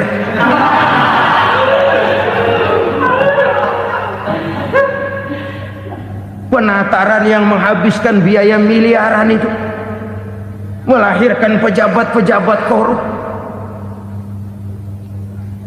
Pengawasan yang menghabiskan biaya miliaran itu ternyata impoten, mandul. Kemiskinan moral. Jujur saya berkata, saudara-saudara, setelah pintu reformasi dibuka, itu yang masuk memang macam-macam. Ada yang memang punya tujuan murni, konsekuen, dan punya konsep. Ada yang nunggu di tikungan, begitu mobil lewat nyamber pintu, berangkat ikut reformasi. Ada yang memanfaatkan momentum mumpung untuk nyampein unek-unek, ngerti nggak, pokoknya ngomong. Sehingga keadaan semakin rancu, kebingungan semakin menjadi-jadi, masalah yang paling urgen tidak terselesaikan. Sekarang ini orang berpikir mendingan jadi pala ular daripada jadi buntut macan. Buntut macan memang hebat macan, tapi kalau buntutnya cuma ugel-ugel di belakang buat apa? Mendingan jadi pala ular kecil juga nyaplok. Artinya ya biar kecil juga kalau punya partai kan gagah. Lalu rame-rame bikin partai kayak bikin arisan. Orang makin mengalami dislokasi. Semua mau jadi pahlawan, semua mau nomor satu, semua ngomong. Iya kalau bidangnya, kalau bukan makin rancu. Marilah lewat kesempatan ini saya mengajak kita untuk tahu diri. Biarkan politisi ngomong politik, biarkan ekonom menata ekonomi, biarkan praktisi bicara soal hukum, biarkan rakyat munajat, istighfar, mohon pertolongan Allah. Tahu diri kita. Kalau memang ayam, kukuruyuk aja dah. Kalau memang kucing, ayo ngeong. Kalau kambing, silahkan ngembe. Udah tahu ayam, ngeong bunyinya. Suaranya palas, orang nggak ngerti, bingung, makin menjadi-jadi. Ibarat kesebelasan sepak bola bangsa kita sekarang ini, rame-rame mau bikin gol, kiper ikut nyerang sekarang. Memilukan dan bahkan memalukan.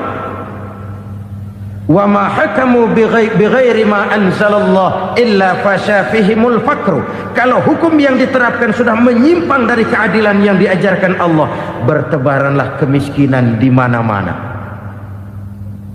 Coba sekarang ini yang punya duit bingung, apalagi yang kagak punya duit.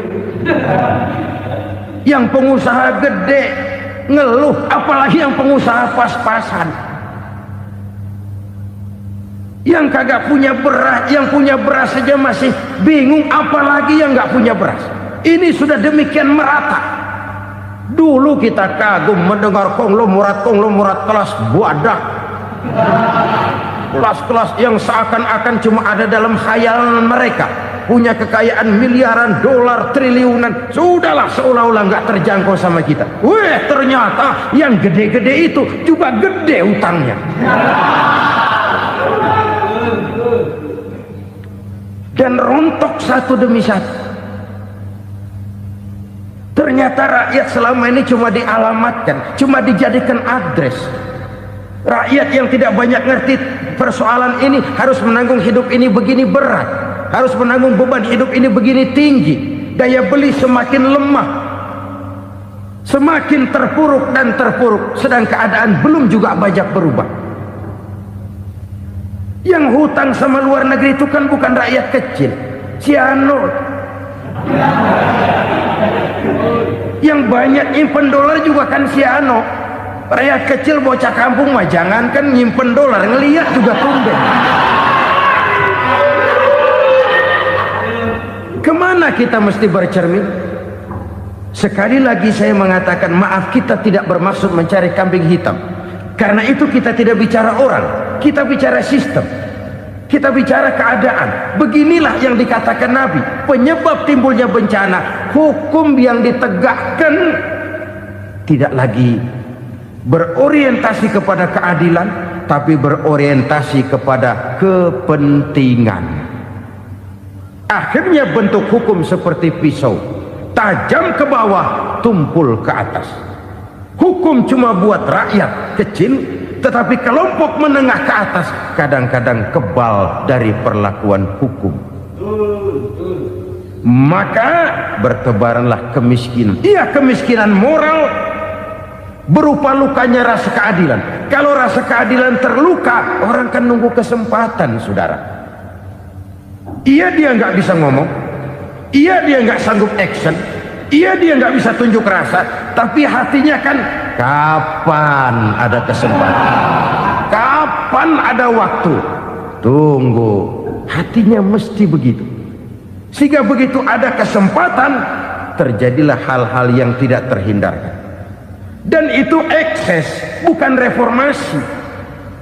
Jangan seperti sebuah dialog saya dengan seorang abang beca. Saya bertanya, bang, ya, abang tahu nggak reformasi? Tahu. Ustaz, apa? Pembakaran. Terus penjarahan, lalu perkosaan. Itu reformasi. Itu yang saya lihat. Nah, itu yang dia lihat. Saya tentu tidak menyalahkan abang beca kita, karena memang itu yang dia lihat dan sejauh itu wawasannya. Tapi ini indikasi bahwa banyak rakyat kita yang belum bisa menggunakan kebebasan secara bertanggung jawab. Padahal kebebasan tanpa tanggung jawab tirani. Sebuah contoh gampang-gampangan. Saya beli radio, saya setel di kamar saya, lalu saya bilang, ini radio gue. Yang beli gue, pakai duit gue setel di kamar gue, sekeras-kerasnya, gak ada urusan sama orang lain. Itu kata saya. Tetapi tetangga saya sebelah rumah kan boleh juga ngomong begitu. Kata tetangga saya, ini mata gue, yang ngantuk gue tidur di kamar gue. Kenapa suara radio lu nyampe kemari? Artinya apa ini? Kebebasan saya nyetel radio dibatasi oleh kebebasan tetangga saya yang mau tidur. Tidak ada kebebasan mutlak. Kebebasan mutlak tanpa tanggung jawab kembali akan melahirkan tirani, kembali akan melahirkan pemaksaan kehendak. Dan itu lagi-lagi bukan demokrasi. Saudara-saudara kaum muslimin rahimakumullah. Ini penyakit yang kedua, lukanya rasa keadilan, terutama di kalangan rakyat kecil. Itu mengendap menjadi akumulasi dan menunggu giliran kapan bisa dimuntahkan. Dengan kata lain, rakyatnya udah banyak banget makan yang perutnya jadi enak, nyelam. Kapan nunggu muntahnya? Udah begini banyak akumulasi yang mereka pendam di perut ini, sehingga ketika terjadi kesempatan itu sudah tidak terkendalikan lagi. Kita out of control. Saya tidak mentolerir sikap-sikap kekerasan. Bahkan saya lebih cenderung bahwa kalau di rumah kita banyak tikusnya saja racuni, jangan rumah dibakar. Bahwa ada korupsi, ya, ada kolusi, memang ada nepotisme, tentu. Tetapi tikusnya saja racuni. Jangan rumah dibakar. Masa mau ngusir tikus bakar rumah? Tikusnya lari, tikusnya selamat, rumahnya ewes-ewes.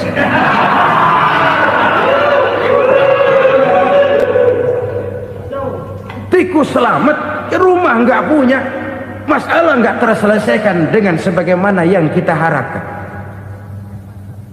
Kita sepakat ini negara hukum, dan di hadapan hukum semua manusia itu sama. Itu prinsip yang diajarkan Allah. Al-musawat bainan nas fi takalifil ahkam. Semua manusia sama dalam berhadapan dengan hukum Allah Subhanahu wa taala. Kalau hukum sudah pandang bulu, itu jelas yang enak yang banyak bulunya. Siapa yang banyak bulunya? Monyet. Kalau hukum pandang bulu, monyet keenakan. Saudara-saudara kaum muslimin rahimakumullah, introspeksi. Mari kita bercermin bagaimana perjalanan hukum selama ini. Kalau introspeksi ini kita temukan, lalu ada upaya untuk memperbaiki diri. Jangan menggunakan tak ada gading yang tak retak, mikul duwur mendem jero untuk menutup-nutupi kesalahan orang. Padahal kesalahan itu sedemikian besar. Padahal rakyat kita tiap hari antri sembako. Ada yang sehari sekali makan, ada yang makan sudah bercampur tiwul, ada yang nasi sudah dicampur pisang, balik jadi orok lagi. macam-macam upaya rakyat untuk menangsal perut ini. Lalu rakyat ditenang-tenangkan, lebih baik puasa Senin Kemis sambil menghadapi krisis ekonomi. Kenapa rakyat yang disuruh puasa? Kenapa bukan pejabatnya yang puasa lebih dulu untuk kemakmuran rakyat? Kalau rakyat yang memang perutnya udah gepeng disuruh puasa, makin krempeng perutnya. Artinya pejabat harus punya sense of politik. Ya, tidak, puasa itu kan tidak cuma Senin Kemis saja. Puasa itu puasa perasaan, puasa menghargai perasaan yang sedang kondisi yang sedang dihadapi oleh rakyat. Bagaimana rakyat yang tengah antri sembako melihat pejabatnya lewat dengan mobil yang harganya sampai 1 miliar. Oh, inilah pemimpin saya. Luka lagi rasa keadilannya. Kita tidak tenggang rasa. Puasa dalam artian itu pun akan menolong menegakkan semangat kebersamaan, membentuk semangat kebersamaan. Saudara-saudara kaum muslimin rahimakumullah, penyebab bencana yang ketiga dikatakan oleh baginda Nabi, wala dhaharat fihimul fahishatu illa fasha fihimul maut. Apabila kekejian telah merajalela, maka maut bertebaran di mana-mana. Kita renungi butir kalimat dalam hadis ini. Apabila kekejian telah merajalela, maut bertebaran di mana-mana. Begitu murah arti sebuah kehidupan. Penjarahan untuk hal-hal yang kecil tapi sampai mengorbankan nyawa. Apabila kekejian sudah terjadi di mana-mana, maut pun bertebaran. Maut dalam arti berpisah ruh dengan jasad, tapi juga maut dalam arti orang bisa mati karirnya, orang bisa mati usahanya, orang bisa mati kesempatannya karena perbuatan-perbuatan keji yang selama ini tidak terbendung. Lahirlah teori mafia. Siapa yang kuat dia yang berkuasa, siapa yang lemah dia menjadi mangsa. Proyek-proyek besar yang menang tender itu ya dari itu ke itu saja. Yang pengusaha-pengusaha tidak punya koleksi, koneksi, tidak bisa bayar komisi, dapat proyek tetelan. Ada dagingnya, dikit namanya juga tetelan. Dagingnya sudah habis disantap oleh meja. Sekian puluh meja dilalui, sekian puluh amplop dikeluarkan. Sehingga yang akhirnya ya tinggal tetelan itu tadi. Maka kualitas pekerjaan pun sudah bukan lagi jadi masalah. Demikianlah mafia-mafia ini bermunculan di mana-mana. Di pengadilan terkenallah mafia pengadilan. Hukum bisa dibeli, hukum bisa dipesan menurut kebutuhan sponsor. Mafia peradilan, mafia politik, mafia ekonomi, bahkan mafia agama yang menggunakan agama sebagai kedok, menggunakan agama sebagai dalih, menggunakan agama sebagai topeng untuk melancarkan maksud-maksud politiknya pun tidak tertutup kemungkinan. Apabila kekejian telah merajalela, maut bertebaran di mana-mana. Korupsi, kolusi, nepotisme itu bagian dari kekejian. Kita selama ini kalau mendengar maksiat, itu yang terbayang cuma judi, mabuk, zina. Iya, itu maksiat. Tapi korupsi, kolusi, nepotisme itu juga maksiat dalam bentuk lain. Kalau ini sudah bertebaran, maka maut terjadi di mana-mana. Jangan bayangkan cuma mati orangnya, itu sih kewajiban. Yang menyakitkan itu orangnya masih hidup tapi dibikin mati. Karirnya mati. Kenapa? Karena yang diperlukan bukan cuma orang pinter tapi orang taat. Biar pinter, kalau nggak taat minggir. Biar bodoh, kalau taat bisa nyenangin atasan, bisa nyemur. Kumaha juragan wae ayeuna mah. Itu yang kadang-kadang dapat penghargaan. Tidak ada prestasi kerja kecuali bikin senang orang di atas. Kita lihat di desa-desa jalan rusak. Kalau ada berita pejabat anak mau turun, jalan rata sekali. Sampai tanah dari mana aja dikeruk buat ngeratain tuh jalan. Pejabat pulang legok lagi jalanan. Katanya kita kerja buat rakyat, nyatanya kita cuma melayani atasan. Kenapa? Terjadi lingkaran setan. Seperti kata lagu Dul Sumbang itu. Mahasiswa takut sama dosen, dosen takut sama dekan, dekan takut sama rektor, rektor takut sama menteri, menteri takut sama presiden, presiden takut sama mahasiswa. Lah muter balik lagi. Lingkaran setan. Lingkaran setan. Saudara-saudara kaum muslimin rahimakumullah, kekejian yang merajalela, praktek-praktek mafia yang tertuang dalam kehidupan sehari-hari menyebabkan orang mati karirnya, jasad masih hidup, karir mati, itu menyakitkan. Mati bisnisnya.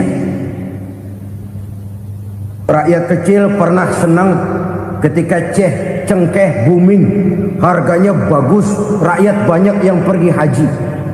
Lalu mau ditata, lahir tata niaga cengkeh, malah amburadul. Harga cengkeh jatuh, petani cengkeh kecil menjerit. Siapa yang untung? Segelintir orang.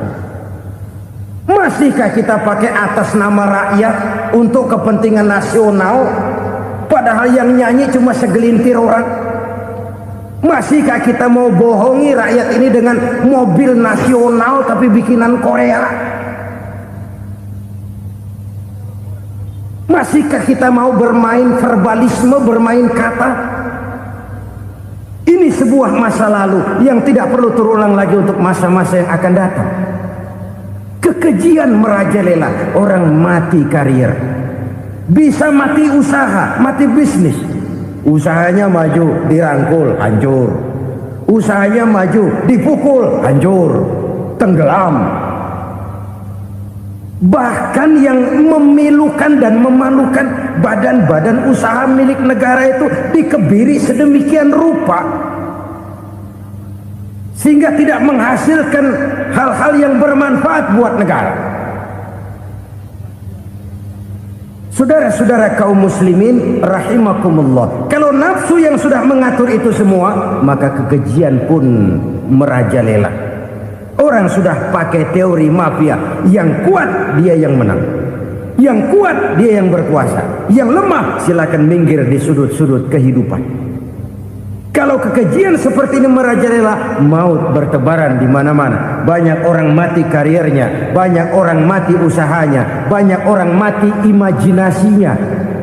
Sekarang ini dalam dunia seni yang banyak karyawan seni, bukan seniman. Seniman itu kan dilahirkan, lain seniman, lain karyawan seni. Sekarang yang banyak karyawan seni, bukan seniman. Mati karir, mati imajinasi, mati improvisasi. Sehingga kehidupan persis sinetron. Sinetron itu yang kita lihat rumah mewah, yang kita lihat rumah bagus. Gak pernah kita lihat di sinetron kita ini rakyat antri sembako. Kita dijejali hal-hal yang indah, yang wah, yang membuat kita tenggelam dalam gaya hidup instan, tenggelam dalam gaya hidup wah. Kita lupa dengan realitas keseharian di tengah-tengah masyarakat kita. Lahirlah kelompok-kelompok selebritis, dibesarkan oleh berbagai media. Selebritis pilek aja masuk koran, pilek.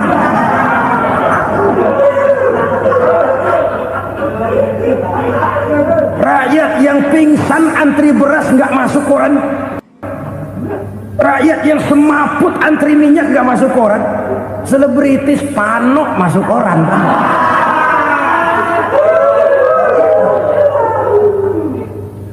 Kita besarkan hal-hal kecil, kita kecilkan hal-hal besar. Karena apa? kita mengejar oplah, kita profit oriented, tidak lagi berorientasi kepada realitas hidup yang kita hadapi ini. Kalau kekejian sudah merajalela, kata Nabi, maka maut bertebaran di mana-mana. Maut dalam artian maut, coba lihat sekarang begitu murah nyawa. Karena 1000 perak orang mau nusuk bunuh. Karena beras seliter orang khilaf, begitu murah kehidupan. Tapi kekejian dalam bentuk korupsi, kolusi, nepotisme, kekejian dalam bentuk itu mematikan karier, mematikan bisnis, mematikan imajinasi, mematikan kreativitas. Itu juga maut dalam bentuk lain akibat kekejaman lain. Ini penyebab yang ketiga. Yang keempat, penyebab bencana menurut baginda Rasul, wala tuffiful mikyala illa muni'un nabat. Apabila timbangan sudah dicurangi, maka tercegahlah tumbuh-tumbuhan.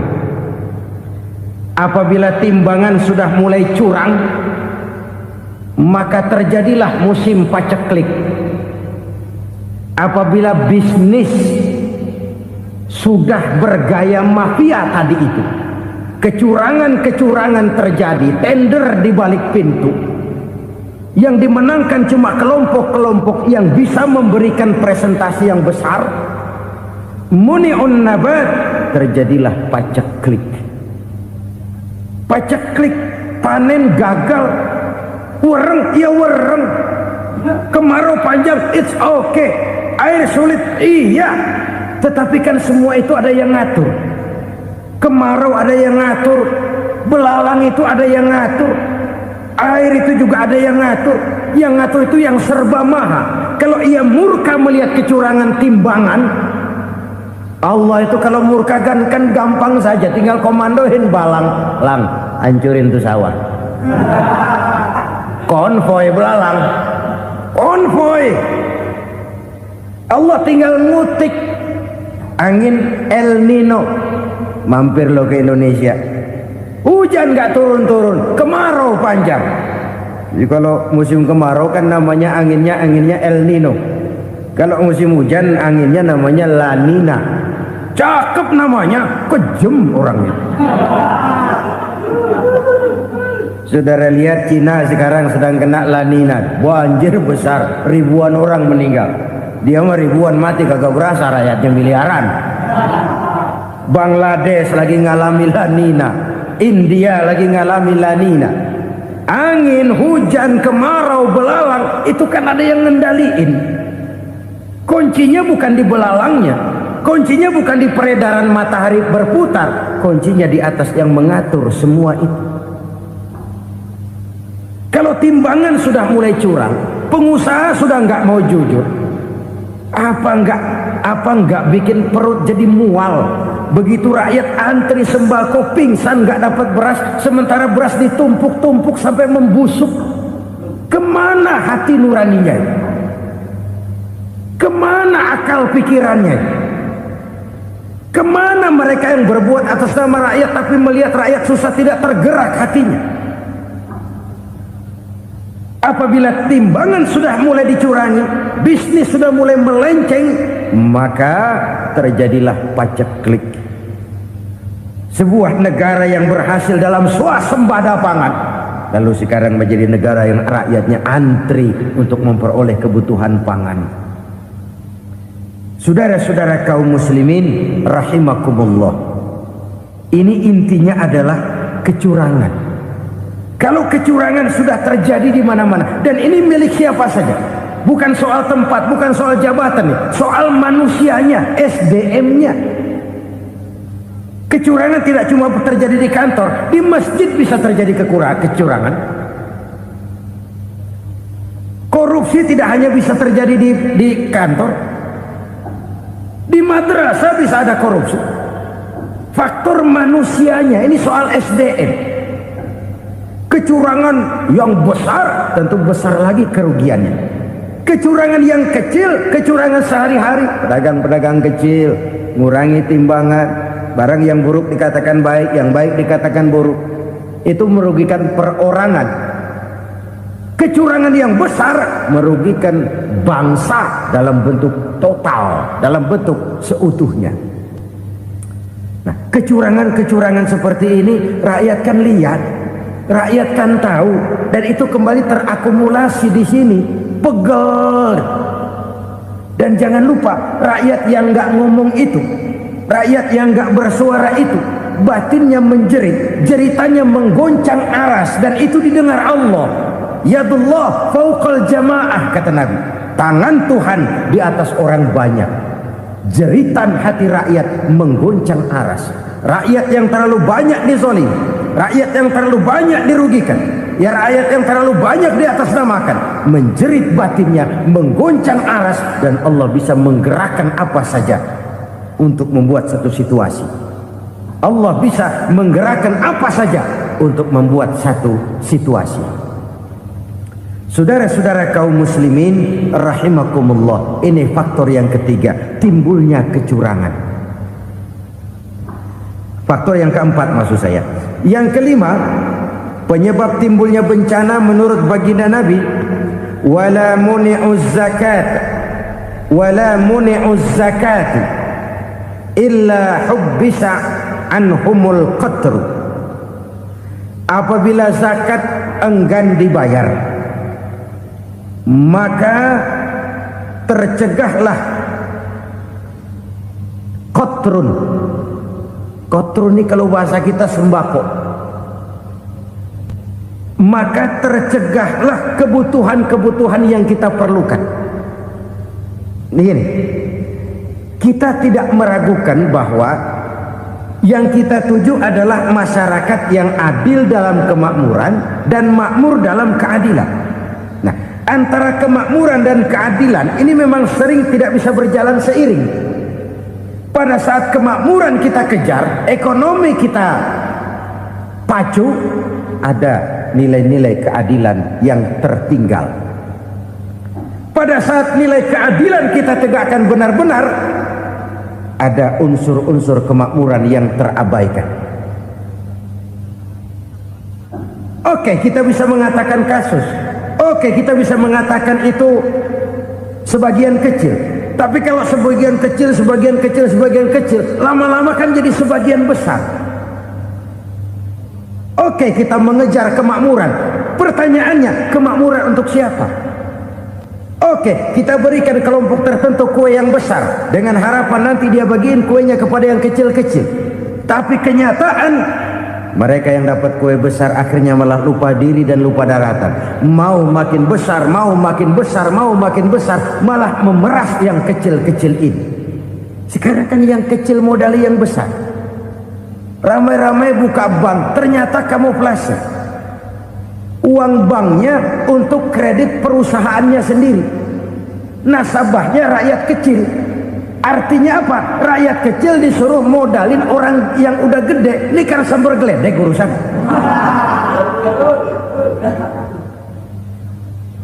Ini kan permainan apa lagi?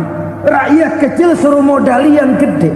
Nasabahnya rakyat kecil, kumpulkan uangnya di bank, kucurkan kredit kepada perusahaannya sendiri. Bukankah itu rakyat kecil suruh modali yang gede? Sudah begitu kejamkah kita untuk meraih keuntungan dengan mengorbankan orang kecil ini? Sudah tidak bicara lagi kah nurani kita melihat penderitaan orang yang semakin susah ini? Kalau zakat enggan dibayar, padahal zakat 2,5% saja, 2,5% saja. Kalau itu pun enggan, kalau zakat saja enggan, bagaimana pula yang namanya sodako, bagaimana pula yang namanya infak, bagaimana pula yang namanya santunan, bantuan. Kadang-kadang lipstick nyumbang si nyumbang, cuman nyolongnya lebih gede.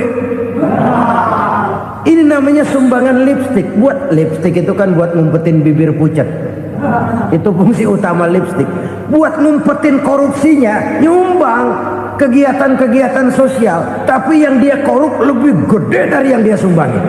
Lipstick kamuflase. Nepu kata anak sekarang.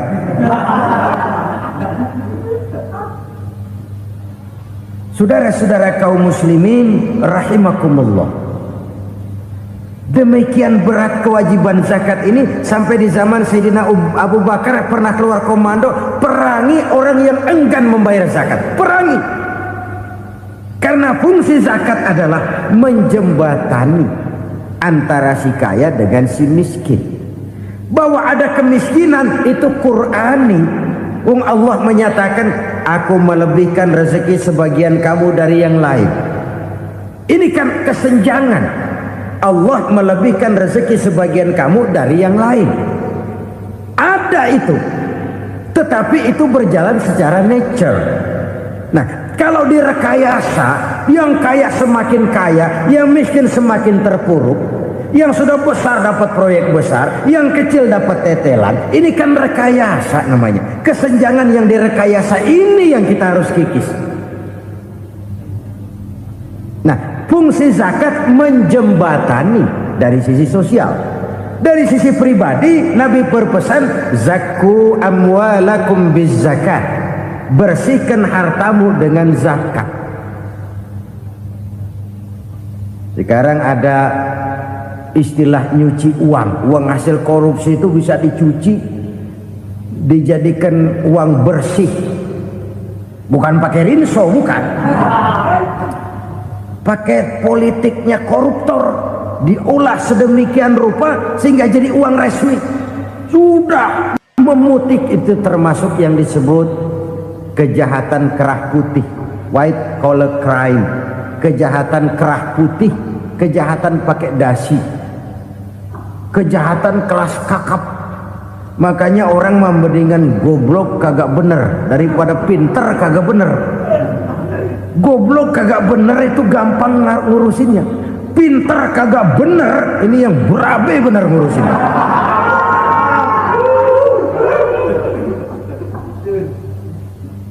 Kita bukan cuma perlu orang pinter kok di zaman sekarang. Kita perlu orang-orang bener yang punya komitmen, yang sesuai kata dan perbuatan, yang bisa merasakan apa yang dirasakan oleh rakyat, yang punya sense of politik yang tinggi, yang peka, yang penuh keterbukaan, yang punya wawasan dan pandangan jauh ke depan. Dari sisi pribadi, zakat itu membersihkan harta kita. Ya, dia tercampur dengan yang subuhat, dia bahkan mungkin tercampur dengan sedikit-sedikit yang haram. Itu zakku amwalakum biz zakat. Bersihkan hartamu dengan zakat itu. Pada sisi sosial ia menjembatani, pada sisi pribadi ia membersihkan harta kita. Karena itu kalau kita minta berdoa minta rezeki, syarat rezeki itu halalan thayyiban wasi'an. Nggak pernah kurang dari 3 itu. Halal, bagus, banyak. Halal, bagus, tapi sedikit, susah ngaturnya. Halal, banyak, tapi kurang bagus, buat apaan? Bagus, banyak, tapi haram, enggak ada artinya. Sebab kata Imamul Ghazali, kalau kau terlalu suka memakan makanan yang haram, dikunyah masuk ke dalam perut besar, digiling oleh perut besar, menghasilkan energi, menggerakkan sel-sel pembuluh saraf, kau juga akan cenderung berpikir yang haram. Kalau sudah cenderung berpikir yang haram, perbuatan pun akan mengarah kepada perbuatan-perbuatan yang haram. Dulu waktu kelompok Jimbaran 200 konglomerat Indonesia kumpul, dihimbau supaya sekian persen kasih pengusaha-pengusaha lemah. Itu kan cuma sekedar belas kasihan, tidak banyak menolong keadaan. Dan bukan itu yang diperlukan pengusaha-pengusaha kecil. Yang diperlukan adalah berikan kami kesempatan seperti mereka dapat kesempatan. Berikan kami peluang seperti mereka juga dikasih peluang. Kalau cuma dikasih 100 juta, 200 juta hari ini, usaha kami nggak ada prospeknya, peluang kagak ada, kan sama juga bohong. Diceburin ke kali, disuruh berenang, tangan diikat, mendingan mampusin ketahuan. Ayo berenang, berlomba, tangan diikat, kaki diikat, sama saja nyuruh mati. Jadi jangan kasih ikannya, kasih kailnya. Yang diperlukan pengusaha kecil menengah ke bawah itu bukan cuma sekedar belas kasih dari konglomerat besar.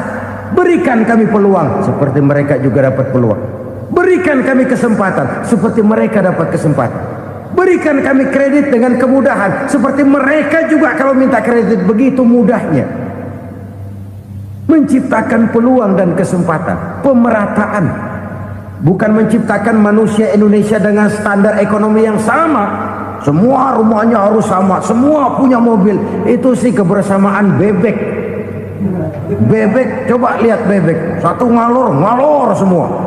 Satu ngidul semua. Kebersamaan bukan itu. Kebersamaan adalah menciptakan peluang. Kalau yang kaya bisa semakin kaya, kenapa yang miskin tidak bisa ikut naik jadi sedikit kaya? Kalau pengusaha yang sudah kuat bisa bertambah menjadi kuat dengan proyek mega proyek, kenapa yang menengah tidak bisa ikut menjadi kuat? Dan kenapa kekejian itu merajalela? Kita dengar lewat berita-berita PLN tekor, PLN hutang. Kenapa?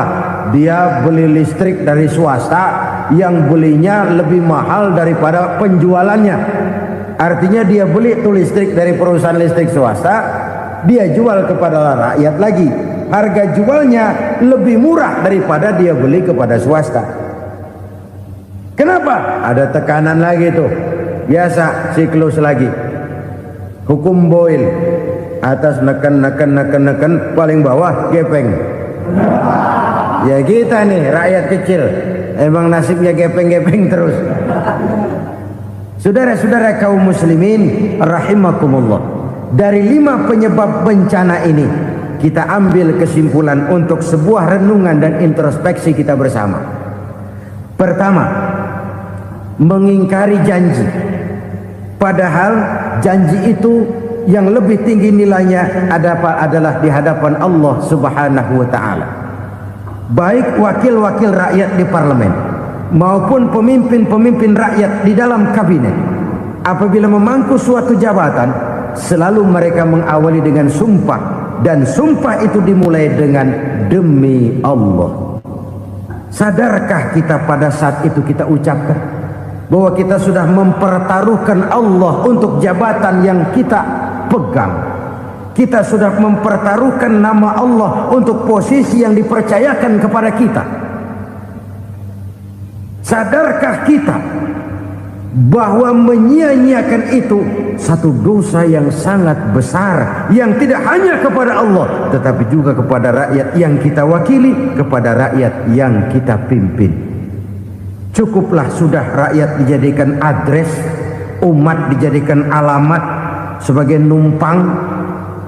Marilah kita kembali kepada komitmen awal dengan jujur kepada janji kita sendiri. Lalu yang kedua, kekejian, baik berupa korupsi, kolusi, nepotisme, dan perbuatan-perbuatan lain akan melahirkan kemiskinan. Kekurangan pangan bukan satu-satunya yang menyebabkan rakyat menderita. Lukanya rasa keadilan terakumulasi di hati rakyat, dan jeritan hati rakyat mengguncang aras. Kalau Allah murka, Allah bisa melakukan apa saja untuk menciptakan suatu kondisi. Faktor yang ketiga adalah praktek mafia menebarkan maut, baik orang yang mati jasad dan rohaninya maupun orang yang mati karirnya, mati kejujurannya, mati usahanya, mati imajinasinya. Hilang kreativitas kita sebagai bangsa. Faktor yang keempat, kecurangan-kecurangan di bidang usaha, di bidang tender, mengandalkan menjual kekuasaan. Dan memang repot kalau penguasa jadi pengusaha. Mau atau tidak mau, kebijakan-kebijakan kekuasaannya akan memperkuat jaring-jaring usahanya. dan pada saat itu objektivitas sulit ditemukan lagi. Lalu yang kelima, keengganan membayar zakat, menumpuknya kekayaan negara pada kelompok-kelompok tertentu. Ini akan melahirkan paceklik yang berkepanjangan. Menumpuknya kekayaan dan harta negara pada kelompok-kelompok tertentu akan melahirkan paceklik dan kemiskinan yang berkepanjangan.